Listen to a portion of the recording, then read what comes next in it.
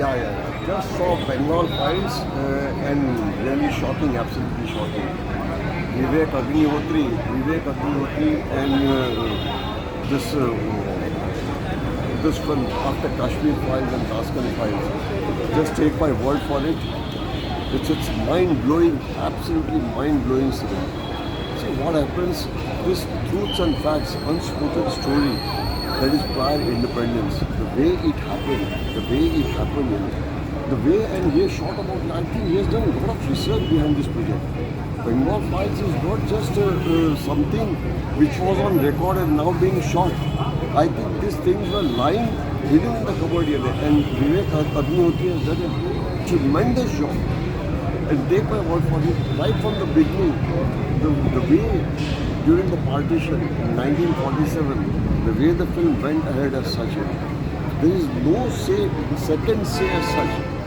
Every aspect of the film, every history, so properly presented, so properly picturized.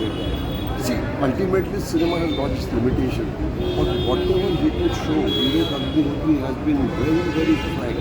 Very, and I think he deserves all the accolades here because it's not only guts here to make such kind of a film. You need that human spirit. You need that spirit as such where you have to talk about such things where such things happen in the history as such.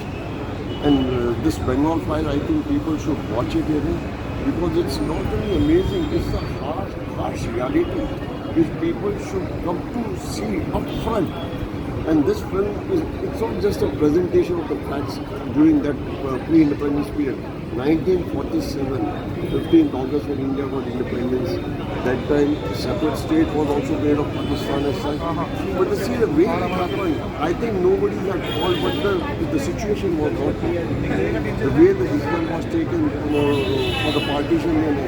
Everyone will see the film in that perspective only as of today as such. And I personally feel that this film, one should watch it and one should see how history has worked itself here.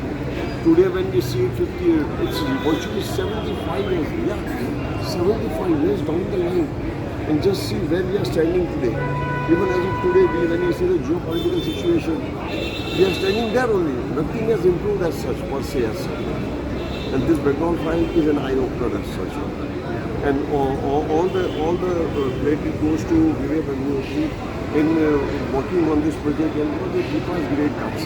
It's not simple cinema making because today when we see all sorts of action movies going around as such, and today when we see Bengal File in that perspective, the Bengal File is also an action film, but see what kind of an action? It's a reality being projected in such a beautiful way.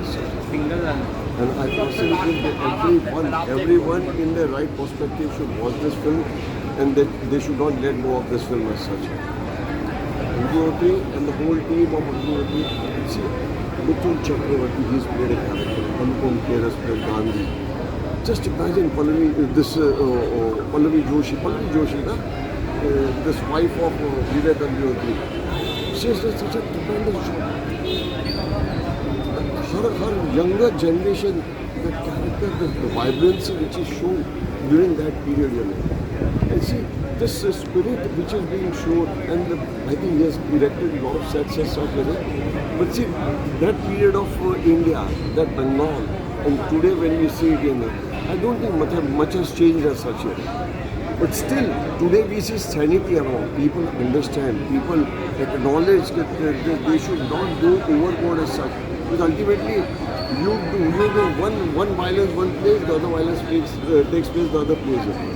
You have to bear Gandhiji's message was peace and harmony. But how far it worked during that period and how far today it's working, this thing we have to see in the right perspective as such. And I think people should go and watch this film. I personally recommend this film as such. And I'm totally shaken and totally shocked by I knew about the facts as such about the film, but today when I saw it in that perspective, it's again a revelation of sorts. I wish Vivek Agnihotri, Pallavi Joshi and the whole team of Bengal Files all the best. And I hope that people go and watch this film. That's all. All the best.